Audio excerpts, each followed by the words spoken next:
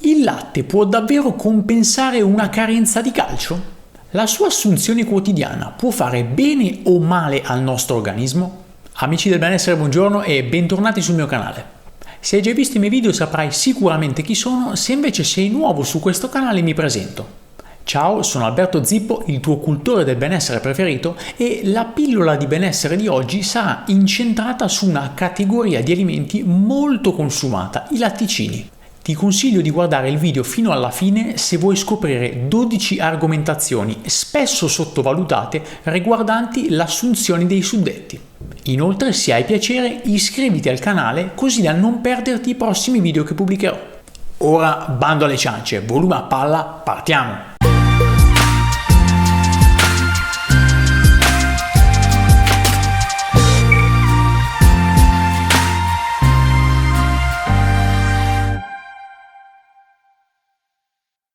Qualche tempo fa ho parlato di integratori, ti lascio il video qui sopra se te lo sei perso, accennando al calcio e all'argomento osteoporosi. Immagino che ti starai chiedendo qual è il collegamento tra latte, calcio e osteoporosi? Lo scopriremo tra poco. Siccome parliamo di un alimento che, secondo un rapporto FAO, è consumato da 6 miliardi di persone, chiedersi se faccia bene oppure no è argomento di quasi tutta la popolazione mondiale. Analizziamo dunque qualche dato ufficiale riguardante le problematiche che il consumo di latte animale genera sull'organismo umano. Iniziamo con il primo punto di oggi, l'osteoporosi. Essendo ricco di calcio, l'assunzione del latte è sempre stata sponsorizzata per la prevenzione dell'osteoporosi. Sebbene diverse ricerche scientifiche abbiano portato a conclusioni differenti negli ultimi anni. L'Harvard Nurses Health Study, che ha seguito clinicamente oltre 75.000 donne per 12 anni, ha mostrato che l'introduzione eccessiva di calcio attraverso latticini era associata ad un rischio più elevato di fratture. Studi australiani sono giunti al medesimo risultato. Per ridurre il rischio di osteoporosi sarebbe utile ridurre l'assunzione di sodio e di proteine animali e andrebbe aumentata l'attività fisica. Bisognerebbe inoltre assicurare un adeguato introito di calcio da fonti vegetali, come ad esempio il cavolo nero o i datteri. Passiamo al secondo punto di oggi, l'eccesso proteico.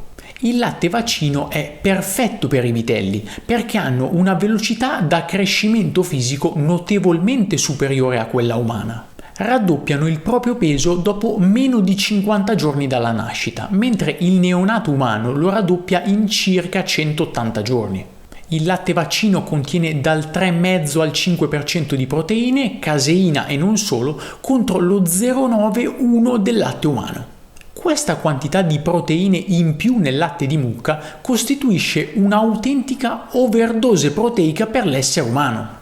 È risaputo che quando le proteine superano il normale fabbisogno, l'eccesso determina un sovraccarico per tutti gli organi, in particolar modo per il fegato e per i reni. Passiamo al punto numero 3, le malattie cardiovascolari. Latte e formaggi causano alti livelli ematici di acidi grassi saturi e colesterolo, i quali, a maggior ragione se ossidati dai radicali liberi, portano a ictus e infarti. Il punto numero 4 è spesso sottovalutato, ovvero può essere potenzialmente cancerogeno. Alcuni tumori, soprattutto al seno, ovaio e prostata, sono stati messi in stretta relazione con il consumo di latticini, per via della quantità enorme di ormoni contenuti nel latte.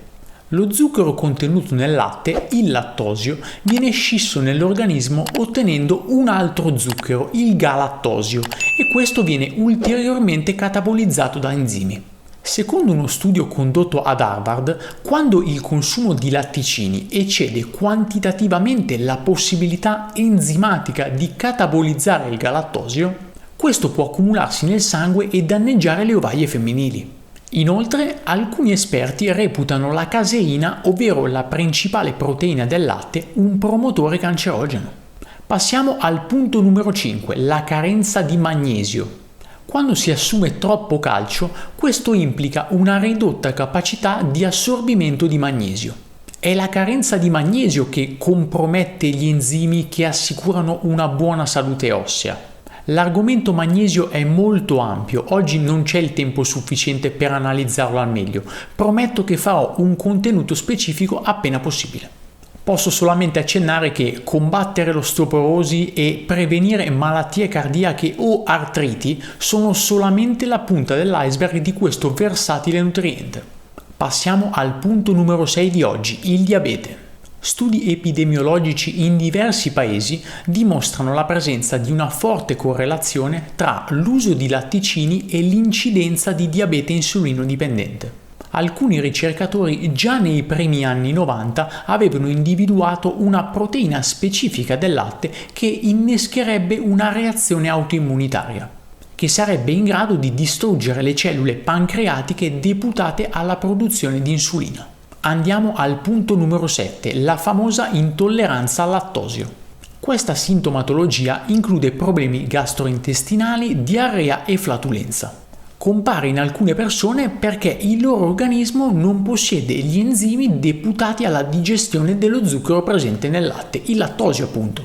Anche se non si è ufficialmente intolleranti al lattosio, bisognerebbe prestare attenzione.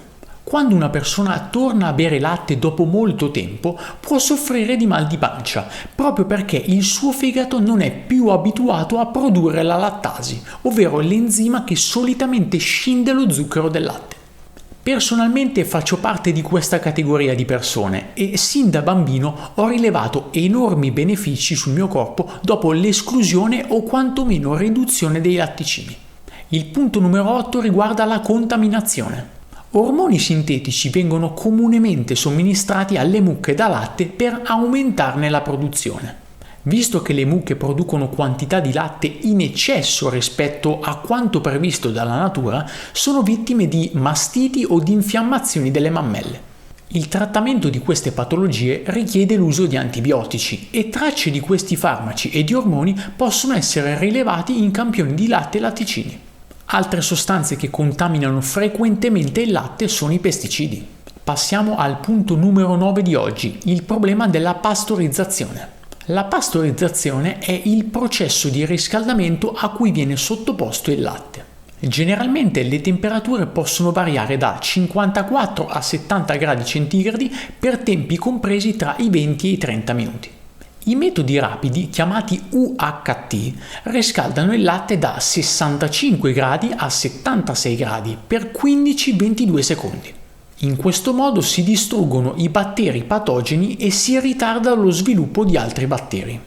Tale calore è sufficiente però anche a distruggere i batteri lattici che contribuiscono a sintetizzare la vitamina B nel colon umano. Acidificando il latte, che poi coagula, i batteri lattici mantengono i batteri della putrefazione sotto controllo.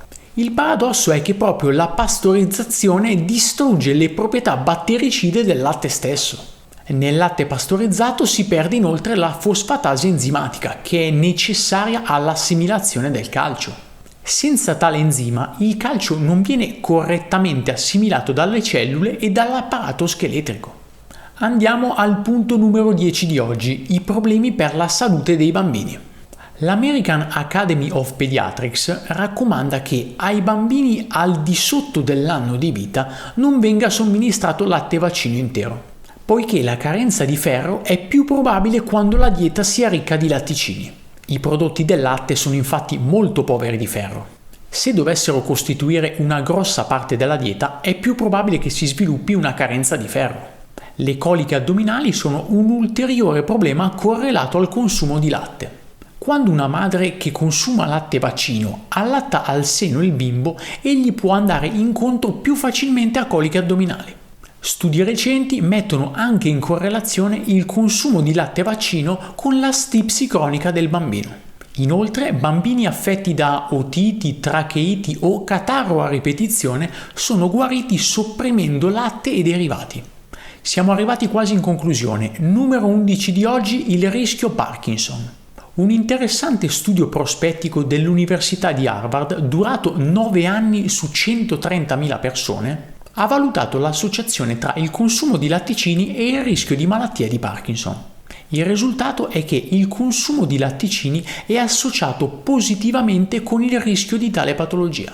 Tra i consumatori di latticini, indipendentemente dal sesso, è stato trovato infatti un rischio assai maggiore. Chiudiamo con il punto numero 12, la dipendenza.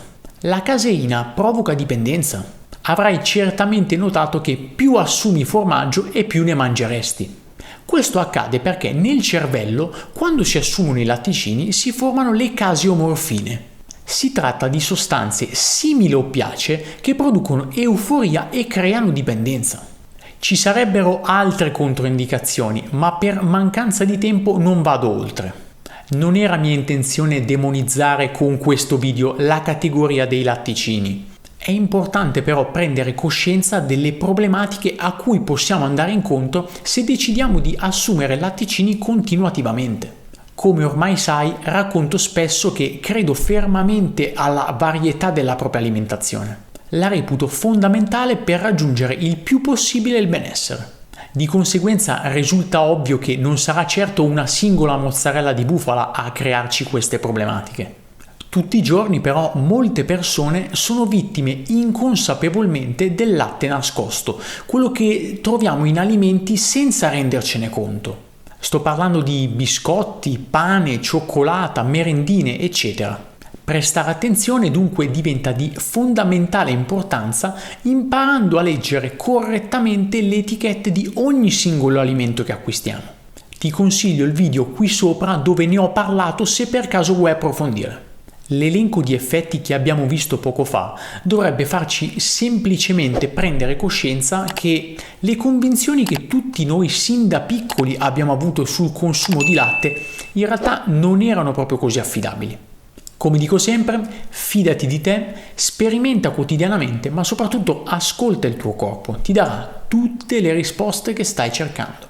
Anche per oggi ho concluso, non prima di ricordarti che puoi sostenermi senza alcun costo. In che modo? Beh, se ti è piaciuto questo video lascia un bel like qui sotto condividendolo con le persone che sai che potrebbero apprezzare. Se gli argomenti che tratto sono di tuo interesse, iscriviti al canale ricordandoti anche di cliccare sulla campanella, così da ricevere la notifica alla pubblicazione di un nuovo video. Spero di esserti stato d'aiuto anche oggi e averti fatto venire voglia di approfondire queste tematiche. Un saluto dal tuo Alberto Zippo e ci vediamo al prossimo video.